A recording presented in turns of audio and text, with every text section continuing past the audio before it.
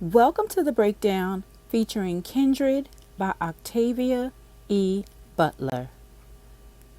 The visionary time travel classic whose black female hero is pulled through time to face the horrors of American slavery and explores the impacts of racism, sexism, and white supremacy then and now.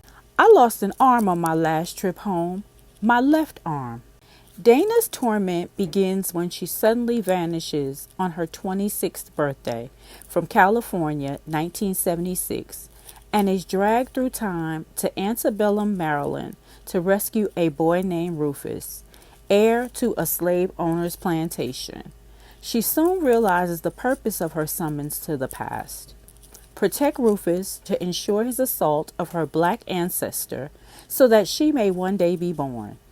As she endures the traumas of slavery and the soul-crushing normalization of savagery, Dana fights to keep her autonomy and return to the present. Blazing the trail for neo-slavery narratives like Colson Whitehead's The Underground Railroad and Ta-Nehisi Coates' The Water Dancer, Butler takes one of speculative fiction's oldest tropes and infuses it with lasting depth and power.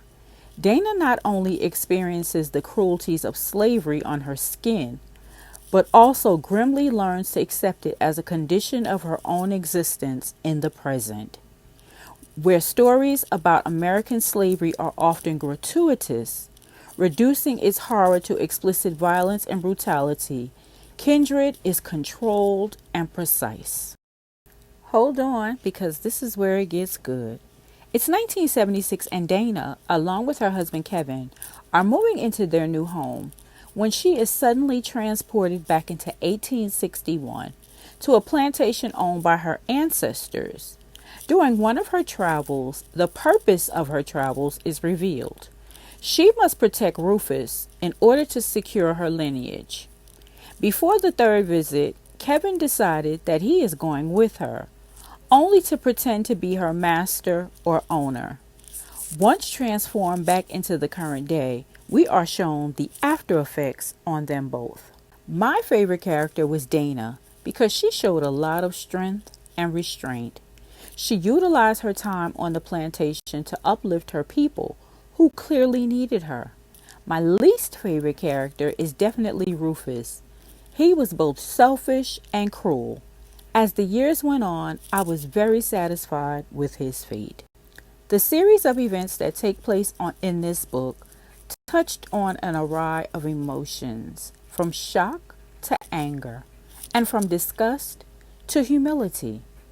Every time I read about days of slavery, I'm angered by the audacity of a fellow human being, yet humbled by all that our ancestors went through in order.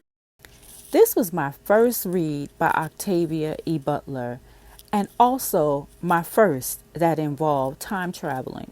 I look forward to reading so much more because this is an author who I clearly slept on. And I am accepting the Octavia E. Butler challenge for 2023. So I see you soon with more books by this phenomenal lady. And I hope you guys watch the series on Hulu.